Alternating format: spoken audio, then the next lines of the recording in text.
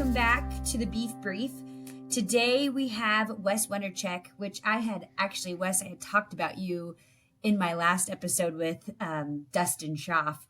So we're excited to get you on, and especially for the producers that listen, is we don't know much about the sales side Sure. and how the beef moves out the door at the plant.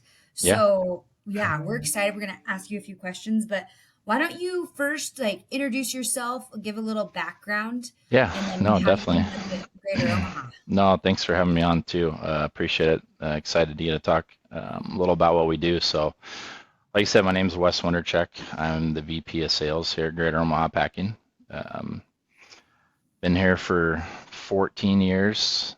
Got into the industry kind of by accident, really. Got into kind of a finance career right out of college, and a few years later I just had an opportunity through someone I knew to check this place out. I knew very little about the industry at the time, and it didn't take me long to kind of fall in love with it. From small town Nebraska, grew up around ag, but my family didn't farm, so a lot of my friends did, been around it, but never as involved. But like I said, it didn't take me long to see the excitement of a packing house in the beef industry and really fall in love with it. And I've been here ever since. So Yeah, well, I remember first learning about sales and how many different products, because I think as producers we automatically think of primals, sure. and that's such a small percentage of your job. Could you explain to the listeners just the gamut of products that you oversee going out the door? Yeah, yeah.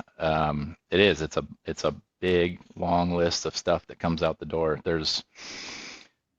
It's so different than any other industry. Obviously, we have one raw material walking in one side of the building and thousands and thousands of products coming out the other end. So there's everything from, like you said, the primals, the boxed beef, the ribeyes and chuck rolls and tenderloins, to ground beef products that we sell, that we produce here in the plant, to our value-added products or portioned items, individually cut and portioned and packaged steaks and things that you might see on the grocery store shelf, to large format bulk products that we sell to processors that get turned into other products elsewhere, to the frozen boxes of offals or variety meats, the scalded tripe, small intestines, the feet, things that come out of the harvest facility, to different tissues that come out of the harvest floor too, that we sell to medical device manufacturing companies, like pericardial sacs or arteries, veins. And that's kind of it, and anything in between there. So it's literally thousands of products that go to so many different types of customers around the world. So how many, and this is probably, after listening to your answer, this is probably not a great question, but how many boxes does 2,400 head of cattle equal? One day's Yeah, kill equals how many sure. boxes of meat? It's a lot. It's, when we look at fresh boxes, the things that we recognize, the primals, the subprimals, and the ground beef, it's like 21 to 22,000 fresh boxes of beef that come out of here every day. Okay. And then there's probably 300 to 400 what we call combos, that are bins, large 2,000-pound bins of raw material, mostly trim, that go to processors and other manufacturers. Then there's 5,000 to 6,000 boxes of those frozen offals or variety meats. Then a lot of other smaller kind of one-off things, but it's a lot of volume. It's it's just shy of 3 million pounds of product that comes out the door that our team is responsible for finding a home for every day. Yeah, because you got cattle coming in the other side. So, I mean, you got to move that volume every day, It or do doesn't you give stop. yourself a No, it buffer? doesn't. No, it doesn't stop. We have very little storage. We don't hold a lot of inventory, so stuff's coming in and out. The longest that, or I shouldn't say the longest, the average that a product's going to sit here in our warehouse is like 2.5 days. Um, there's product that we freeze that's obviously here longer, but that's a good average. So, Right. That's um, amazing. yeah, It's a logistics nightmare, I would it imagine. is. It is. And those products are going to go to no less than 550 different customers throughout the year that we sell product to Okay. week after week. So what percentage is staying domestic and what percentage is being exported? Yeah, that's a good question. As far as our business here at Greater Omaha, it's just shy of 15% that gets exported. Um, we're extremely different from, maybe not extremely different. We're pretty different from the rest of the U.S. beef industry when it comes to exports. In general, when you look at U.S. beef exports and the markets they go to, it's high volume, lower value items. Okay. Um, I, however, Greater Omaha was selling a high quality product. We are known around the world for having extremely high quality beef. We sell in a lot of niche markets around the world, and we sell a really high quality, expensive product. So in general, the products that we export are it's the most expensive product that we produce. So Okay. Are you exporting all cuts or I mean yeah, that kind of varies too, I would imagine. it does, and it's across the whole spectrum. There's variety meats that go to Mexico that are just volume. There's bones and things that go to different Asian, Southeast Asian countries. Top plates, short plates that are, you know, lower value items, and then there's um, some of the most expensive prime middle meats that we produce that go to whether it's Tokyo or Dubai or Okay. Qatar or London or Italy, all over the place. How did you talk about that? How did Greater Omaha get itself in that position of being the quality provider? Like what's the history there? I, yeah, you know, we've just, that's a good question. We've been here in the same place for 105 years now, and we've just gotten really good at doing what we do. And You the should, focus. Wes, you Go ahead. should, sorry, you should do the Napa Valley of beef, or do you hate that? Because I No, no, that's fine. would you mind diving into Yeah, that yeah, for this yeah. question? Okay, that'd be awesome. Um, Start wherever, and then she can just edit. Yeah. okay. Let's see. Let me think here now for a second. All right. So yeah, that's a good question. We really are. We're known around the world for our high quality beef, and a term that we've kind of come to use and we've kind of coined.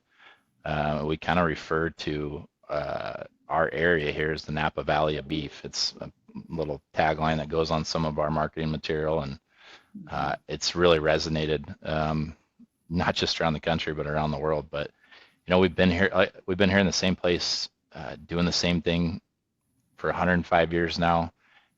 We feel that the Midwest, the Corn Belt, a pretty close proximity to where we are right here is the best area for the best Angus and Hereford type cattle that are out there anywhere in the world. This is where they Wow. thrive. All producers and people listening know that better than I do. So um, that's why we've thrived. That's why we've stayed here, and that's what we're going to continue to do and focus on. Yeah. Well, I know that's ironic. You mentioned the Hereford and Angus, but my next question was talking through our brands and how important that is to the plant. And would you mind going through Yeah, those? no, there's not a bigger thing that we've focused on in the last 5 years, other than our in-house proprietary brands. We have a Hereford brand and an Angus brand that are two separate brands that are ours that we own that we produce and package product under and sell. Um, you know, it helps differentiate us from anything else out there on the market. Takes us out of the commodity market. Again, in general, the U.S. beef market is a very commoditized thing. There's you know 120,000 head of cattle that are harvested every day around the country, and majority of them are sold in a box that says Select, Choice, Prime, and they're traded as such. And to break away from that and bring the premium that we think our meat deserves, the premium that we pay for the cattle that we're going after, you got to develop brands, give it give the product a name, allow customers to market it in a different way, and that's kind of what we're focusing on. Why do you think the brands, what makes them more valuable than, and I get it from a financial standpoint, but from an eatability, consistency, than the commodity grade that they are? And if, We develop, um, like most beef brands out there, we've developed, you know, live animal requirements and carcass requirements.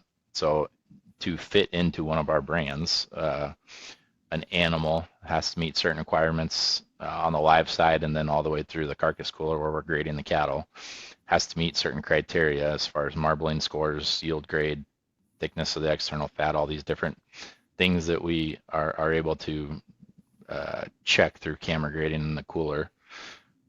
They have to meet all these things that we've decided are what it takes to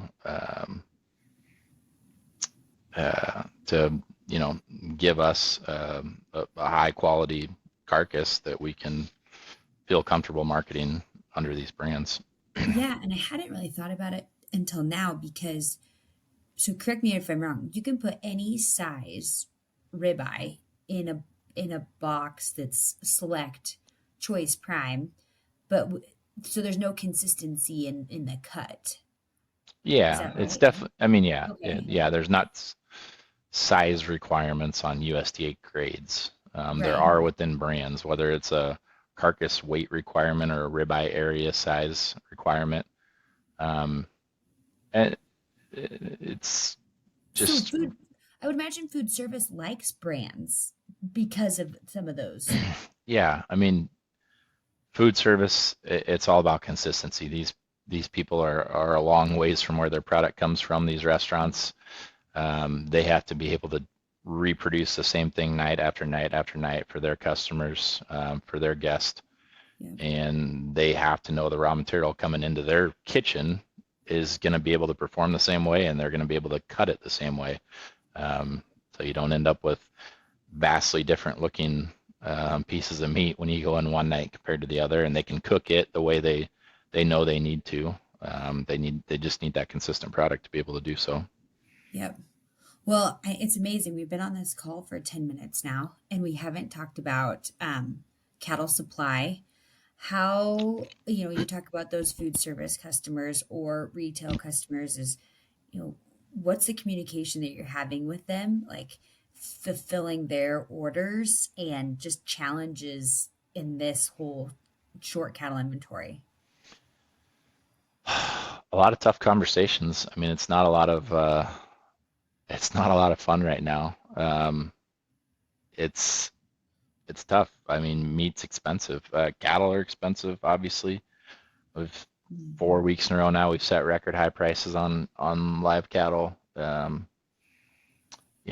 People are quick to point out. We've talked for years, for decades, about how expensive beef is every time it's hit a new threshold, and everybody will always point out that you know, it's proven to be resilient and inelastic, and no matter what the prices of other competing proteins are, people are still going to buy beef. They're still going to eat a cheeseburger. They're still going to have steak.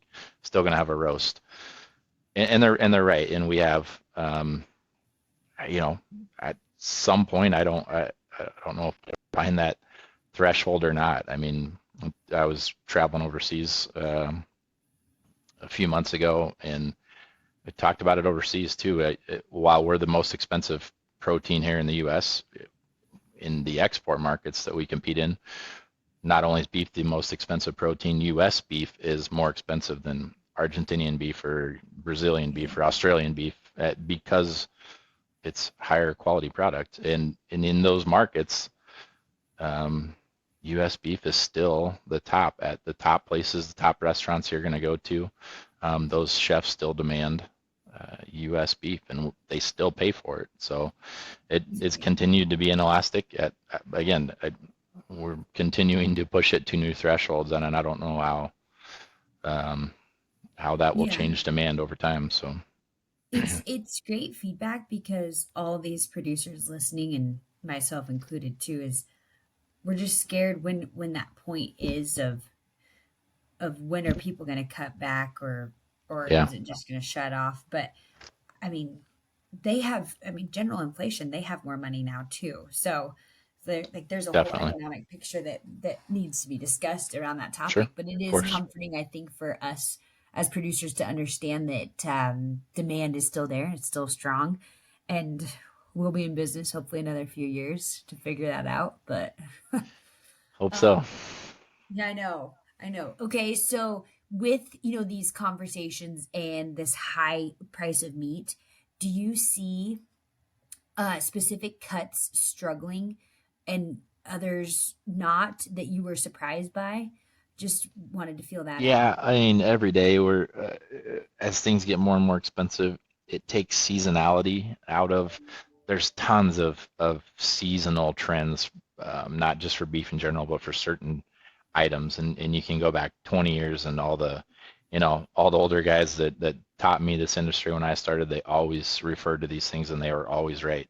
Well, the last few years since COVID, we've seen seasonality disappear from different items, and there's a lot of different things out there that lead to that.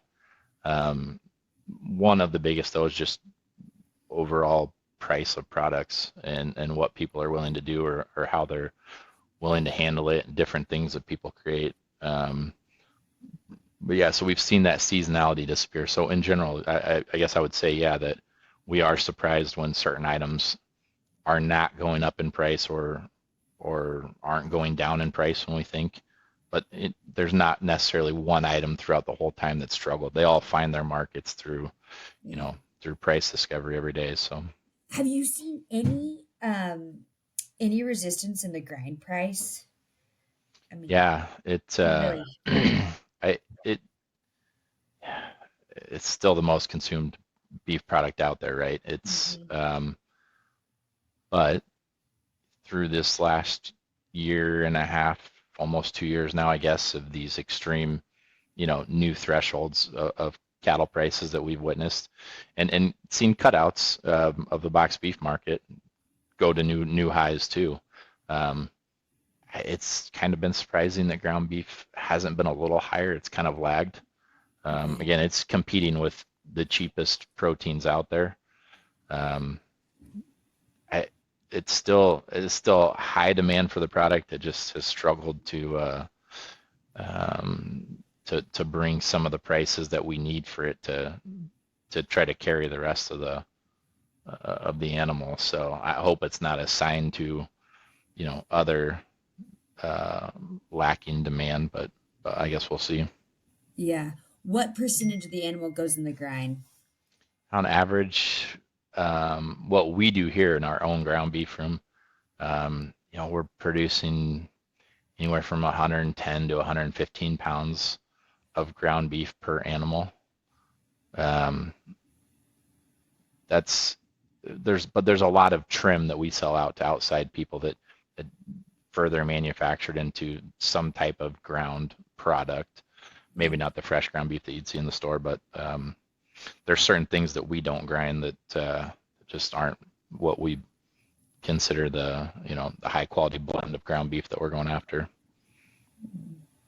This is my last question, and then we can wrap it up. But is there, you've done a lot of interaction with producers since we've had them in and out of the plant. Is there always something that they love to learn, or always something that you enjoy sharing with them that you'd like to put on this podcast? Yeah, I mean, it's great that we're interacting more with the producers. It's great for our sales team to meet the individuals, and I hope it's meaningful to them to see what we do, hear about the different. We're salespeople. We love to talk. We love telling people about what we do. Um, we're all proud of it. It's not an industry you stick in if you don't enjoy it or appreciate it. And we're proud of where our beef ends up around the world. And yeah, we're always excited to tell people about that. They always have a ton of questions when we have producers in here in the building to meet with us and tour the plant. They always have tons of questions. A lot of things I've just talked about are the questions that I usually get asked by them. So, Yeah, great. And our customers always love interacting with the oh yeah, producer too. That's their definitely, favorite. definitely.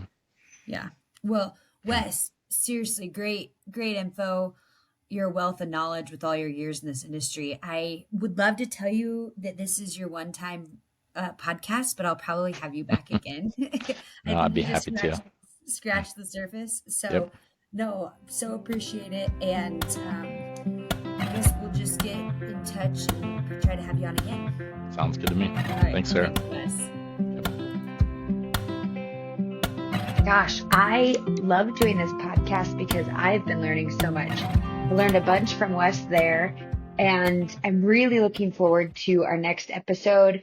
We're going to completely change pace and move away from the packing plant this next one and focus on LRPs and risk protection for every stage of production, really looking at it at the cow-calf market and dumbing it down. Like, what does it mean? How does that look? How does it work? And working through the feedlot, how can a smaller feedlot utilize these items as well?